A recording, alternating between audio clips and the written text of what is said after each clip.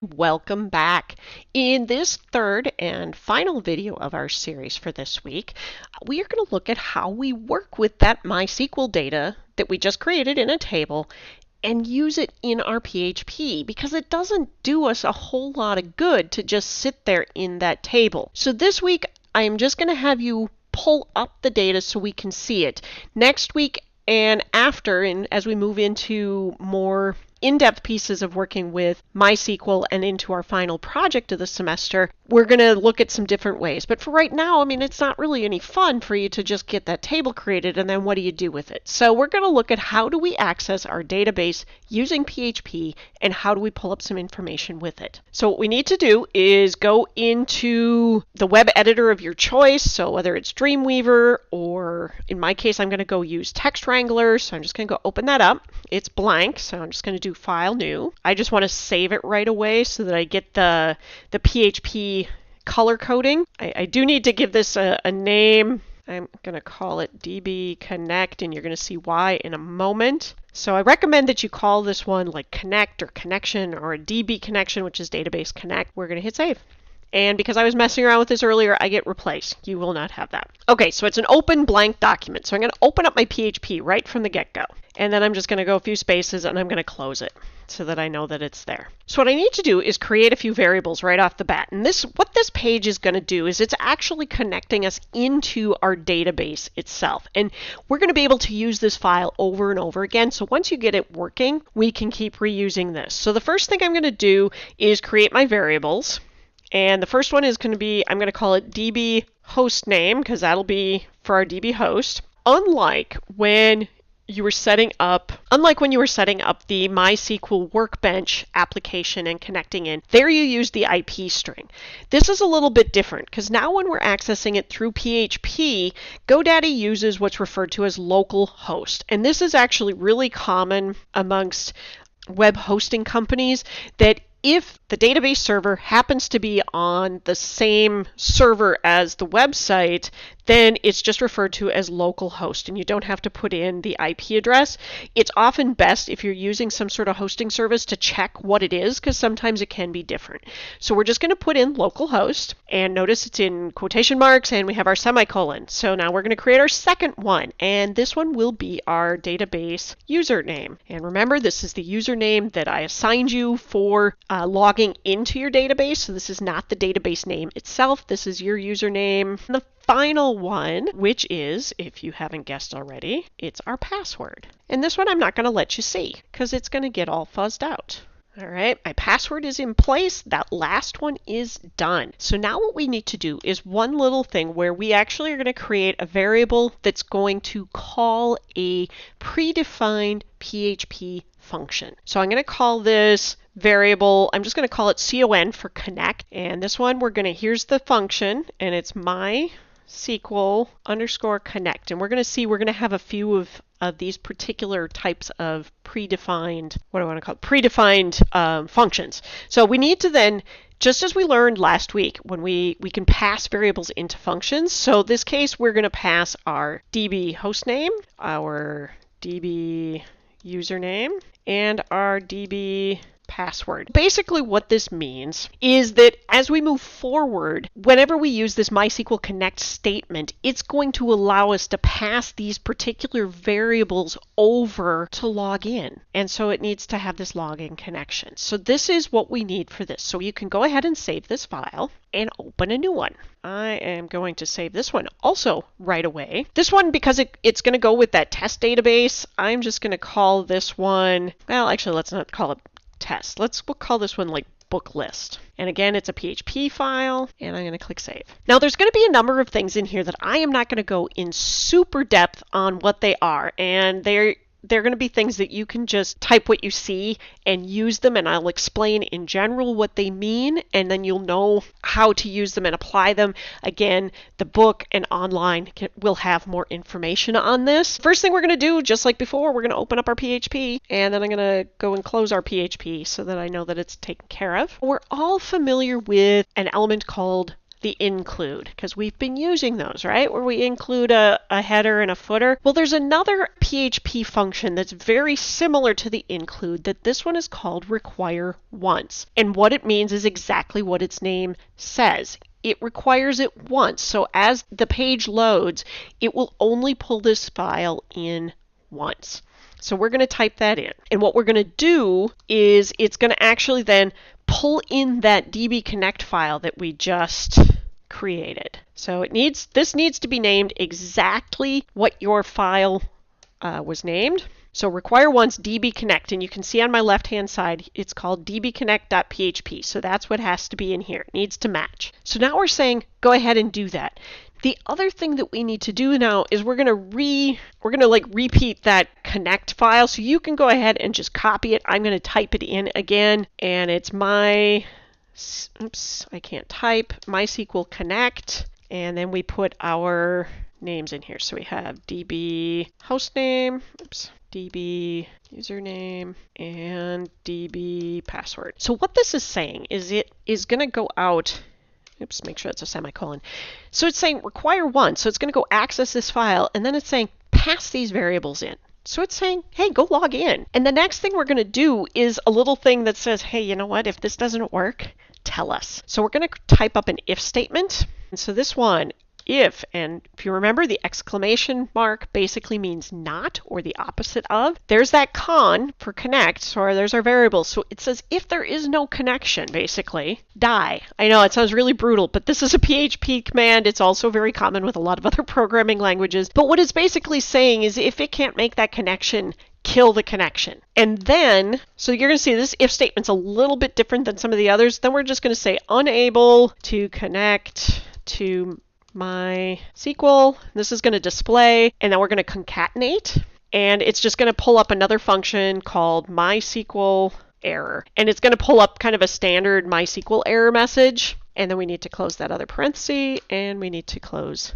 that with a semicolon. So basically what this is saying, and so we can add a comment in here, if no connection made, kill the attempt, and give error message. So that's what that's doing. Let's assume that it did make the connection. We need to tell it to do something. So in this case, we are going to go in, and I'm just going to make a comment so we know what we're doing.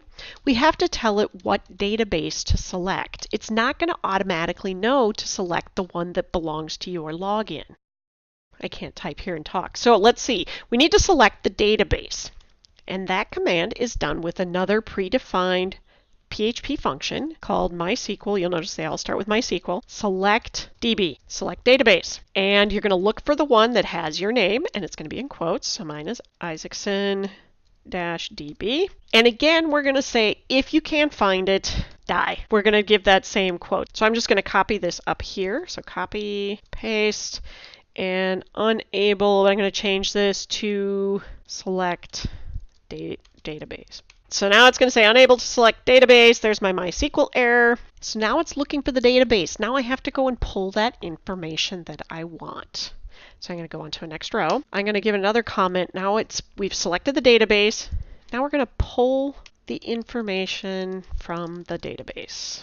This is what we're going to be doing. So we're going to create a variable. I'm just going to call it SQL, just because it's easy and we know that it's going to relate to it. What this is, what you're going to see me typing here, this is actually a MySQL query. This is those little things that you were seeing whenever we were adding a table or a column or a field records into our database using the MySQL Workbench application. The words that we would see when we would click apply and then there was that pop-up window, those were MySQL queries. Well, we're going to type our own MySQL query. So the first thing that we're going to do, and notice this is in all caps, is select. And what we're saying is go select these particular field names. And so these have to match exactly to what you have in your database. So it might be good to have them both. So we're going to say select. I'm going to go back to the MySQL Workbench and I'm going to look. Here are my field names. I have test ID. I don't need to worry about that one. I'm not going to pull it. We have author. So I'm going to go type author.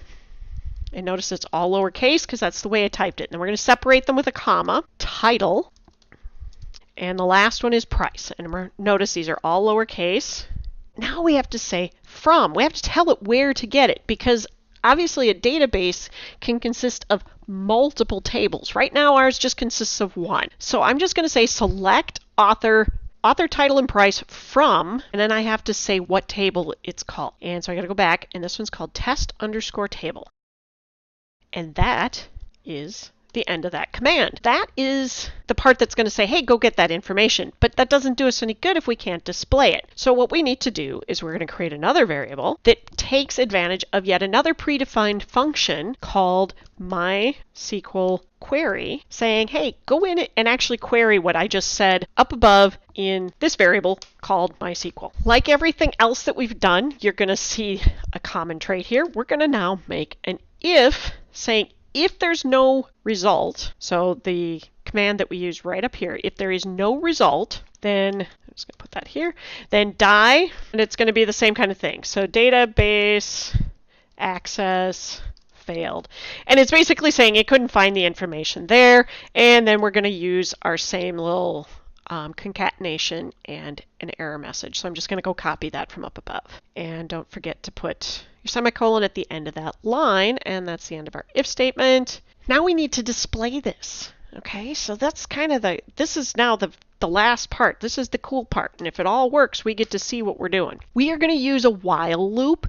In the future, we're going to see some other loops, but this is one of the easiest if you remember from our discussion on loops. So we're going to use a while loop, and we're going to use a new variable here called new row, and you're going to see how it's used in a moment. It's applying it or associating it with yet another predefined function in PHP. This one's also MySQL, and it says fetch array. So what it's doing is it's fetching what we are referring to as result, and it's creating this array that's going to consist of an author name, a title, and a price. So then we need to put in here result and close that and open up our while loop and close our while loop so we don't forget.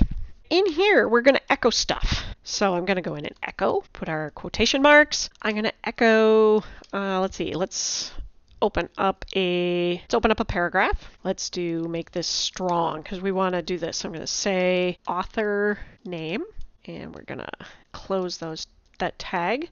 And then we need to do some concatenation again. So we're going to close this and put our period, and now we're going to call up that new row. And what this is saying is it's basically putting in one element on each row. And so what we're going to do, here's those square brackets, because remember we're using an array. So I'm going to just open and close those, and we need to call this one author, because this again needs to match exactly what it's called. It's pulling this value right here and here need to match. So that is what we're doing, and I'm just going to concatenate out of this, and we're going to put a line break here so that it'll go on to the next. And yeah, let's close that row. Because I believe in efficiency through laziness, I'm just going to copy this row, and I'm going to paste it, and we're just going to change some things. So instead of the author name, the next thing is the title, and we're just going to change this to title, and we're going to come in here and do the same exact thing, and we're just going to put in price. And I'm not sure how the price is going to display yet, so we might have to add the number format, but we'll get there if we need to.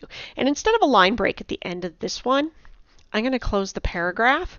So you're going to see that as this works through the loop, it's going to take each of my authors' names, titles, and prices and put them with line breaks in between and then a paragraph between each collective group. So this is what it's going to echo out. And then we have our PHP closing. So I'm just going to save this. And now we're going to go upload these via FileZilla. So I need to go find my stuff, and I need DB Connect and book list. So we're going to upload those. Because I already had a DB Connect, it's going to overwrite it. Then we need to go out to our, let's see, I'm going to refresh. Let's refresh, make sure it's all out there. There's my book list. Let's go and do one more thing. So before all of these and before our while loop, let's go in here and let's echo an H1. And let's just call this book list. Let's see, H1. And there's no styles or anything attached to this, so it's not a big deal. So this one's outside of the loop, so let's just save that and re-upload that one. That'll make it a little bit more finished, even though we don't have any styles or anything associated. So I'm just going to upload this. Yep, we have to overwrite it. And now I just need to navigate out to it on my browser. Here we are out in the browser. So it's gone through our loop. So let's take a look. Here's our author name, and there it is pulling from our database. Title. And there's the title of our first book and the price, and it's displaying exactly as we have it. And it keeps going through each of these. However, the one thing I noticed is, how come we have all these spaces in between? We should only have a space after price and before the next author. So let's go back and take a look at our code and see what's up. So we know it's in this while loop. So let's take a look in here. I know I opened it, and I know I closed it. There's a line break. Oops, and that's what it's supposed to be, and there's a line break. Oh, when I copied and pasted. Let's see, I don't need these opening paragraphs. That's what's going on.